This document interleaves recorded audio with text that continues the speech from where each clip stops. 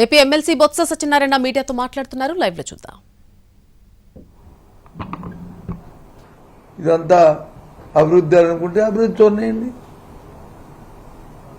మీకెందుకు భయం? చాలా తప్పు.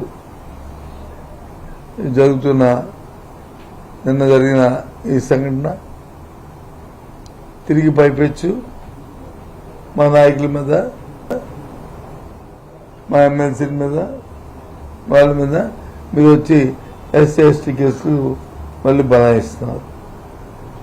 చట్టం చేతిలో ఉంది కదా అని, ప్రభుత్వం మీ చేతిలో ఉంది కదా అని ఈ కార్యక్రమం చేస్తున్నారు. రాష్ట్ర ప్రజలు చూడండి ఏం జరుగుతుందో. వీళ్ళు చెప్తున్నా,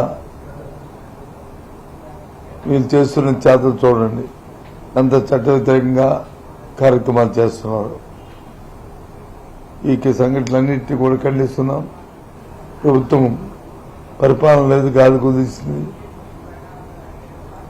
ఎంతసేపు కూడా పోలీసు వ్యవస్థను చేతిలో పెట్టుకుని పోలీసులతో అటవికి పరిపాలన చేస్తున్నారు తప్ప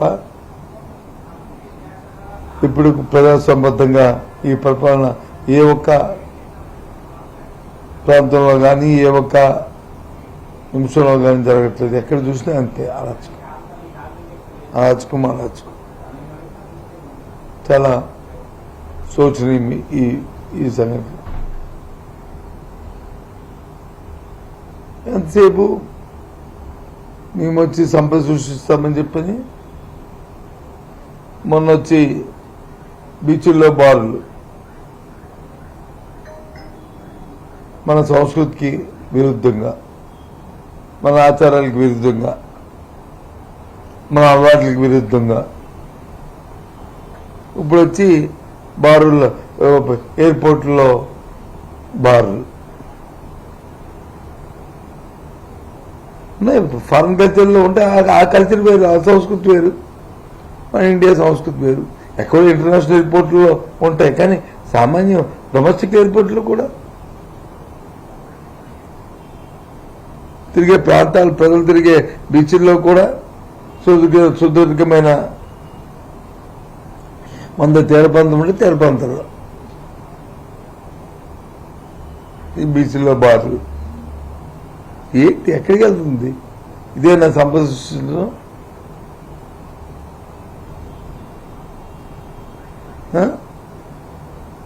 ఏమిటి ఈ కార్యక్రమాలు? అంతేకాదు, రైతులు పండించిన పంటకు ఎక్కడ గిట్టుబాటు ధర లేదు. ఇది వేసవికాలం, మామిడి పళ్ళ సీజన్, మామిడికాయల సీజన్ ఈ సీజన్. మన పక్క రాష్ట్రం కర్ణాటకలో ఆ పంటలకు వచ్చి కేంద్ర ప్రభుత్వం వచ్చి సబ్సిడీ మీద ఎంఆర్పి ఫిక్స్ చేసి వాళ్ళు వచ్చి కొంటారు. ఇక్కడ వచ్చి అతి పత్తి గతి లేదు. వ్యవసాయ మంత్రి వచ్చి పెద్ద పెద్ద మాటలు చెప్తారు, ముఖ్యమంత్రి వచ్చి పెద్ద పెద్ద మాటలు చెప్తారు, ఎక్కడ కుదరట్లేదు. దేనికి గిట్టుబాటు ధరిస్తారు మీరు? ఇవి పెద్ద దేనికి కూడా లేదు ఎంఆర్పి. ఏ పంటకి కూడా మాటలు చెప్పడమే తప్ప అటు వచ్చి పేపర్లో, పత్రికల్లో, ఇవాళ టీవీల్లో సామాన్య పడుతున్న ఇబ్బంది చూస్తున్నాం. రైతాంగం పడుతున్న ఇబ్బందిని ఒక మామిడి అయితే కాదు, ఒక పొగాకు అయితే కాదు, ఒక జొన్నలు పండించే జొన్నలు వేసుకున్నదైతే కాదు, కందులు వేసుకున్నదైతే కాదు, ఏ పంట వేసుకున్నా. అంటే ఏదైతే చంద్రబాబు నాయుడు గారు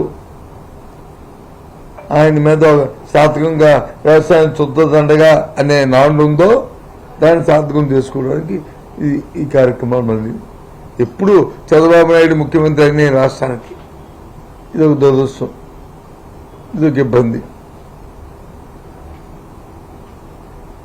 ఫస్ట్ నష్టపోయేది, ఫస్ట్ ఎఫెక్ట్ అయ్యేది రైతు,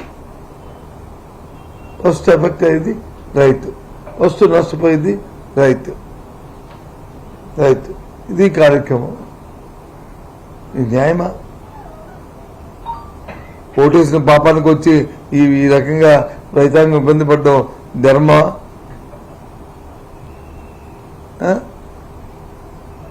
చెప్పండి. ఓ పక్క శాంతి భద్రతలు లేవు, శాంతి భద్రతలకు వచ్చి గాలి కొదిస్తారు. ఎవరైనా ఏదైనా మాట్లాడితే ఆ మాటల మీద వచ్చి పడతారు తీసి వాళ్ళ మీద వచ్చి కేసులు బుక్ చేసి మళ్ళీ తిరిగి వాళ్ళ మీద వచ్చి అరెస్ట్ చేయడం. వాళ్ళు మాట్లాడితే మాత్రం అది సమంజసం, చాలా ఆమోదయోగ్యం, అవన్నీ ప్రవక్తులు అని చెప్తారు. ఇది అసలు రాష్ట్రంలో ఎక్కడ కూడా ఏదైతే అంబేద్కర్ గారి రాజ్యాంగం అమలు జరగట్లే. వీడి సొంత రాజ్యాంగం, సొంత కార్యాచరణ ఎన్ని రోజులు కొనసాగవు. ప్రజల్లో వస్తా తిరుగుబాటు ఇంకా ఆసన్నమైంది. ఎందుకంటే అది తెలుసు, ఏ ఒక్క వర్గానికైనా మేలు ఉంటే ఆ మేలుకు ఉండొచ్చు. విశాఖపట్నం లాంటి ప్రాంతం అయితే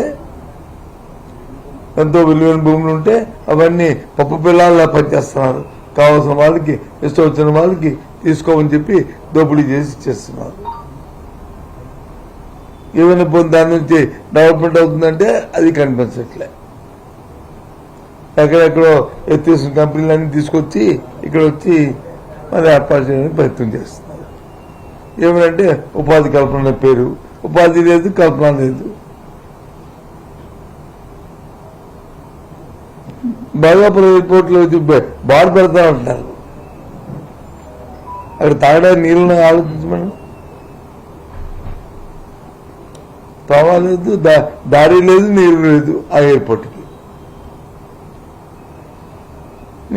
మేము అన్ని ప్లాన్ చేసి అన్ని కార్యాచరణ చేసి ల్యాండ్ చేసి శంకుస్థాపన చేసి టైం ఫిక్స్ చేసి మా ప్రభుత్వం ఆ రోజు అధికారం దిగిపోయాం. మేము అక్కడ నుంచి కన్స్ట్రక్షన్ అవుతున్న డెవలప్మెంట్ చేయలేదు, దారి లేదు, నీరు లేదు. దానికి చెప్పనండి, ఎక్కడుందో దారు, ఎక్కడుందో నీరు, తాగడానికి ఎక్కడ ఉంది? త్వరలో దాని కష్టాలు తెస్తే మళ్ళీ దానికి యూజర్ ఛార్జీలు. మరి ప్రభుత్వం ఏం చేస్తుంది? ఇదే సంపద సృష్టి. ఓ సామాన్యుడు వెళ్తే ఇంకో 1000 రూపాయలు అదనంగా టికెట్ కట్టుకుని వెళ్ళవలసిన పరిస్థితి. ఇది సంపద సృష్టి. ఓ పక్క శాంతి భద్రతలు లేవు, ఓ పక్క అమరావతి పేరు మీద వచ్చి దోపిడీ జరుగుతుంది. అది చూడడానికి వెళ్తే అడ్డుకుంటున్నారు. ఓ పక్క వచ్చి రైతులకి గిట్టుబాటు ధర లేదు. ఏ పంట పండించినా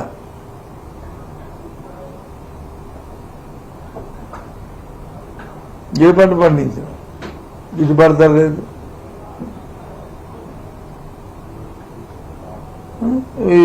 ఇబ్బంది పడుతున్న డెవలప్మెంట్ చూస్తే ఒక పక్క కుంటుపడిపోయింది, ఎక్కడే కనిపించట్లేదు. ఎంతసేపు మాటలు, ఎంతసేపు చేతలు. కానీ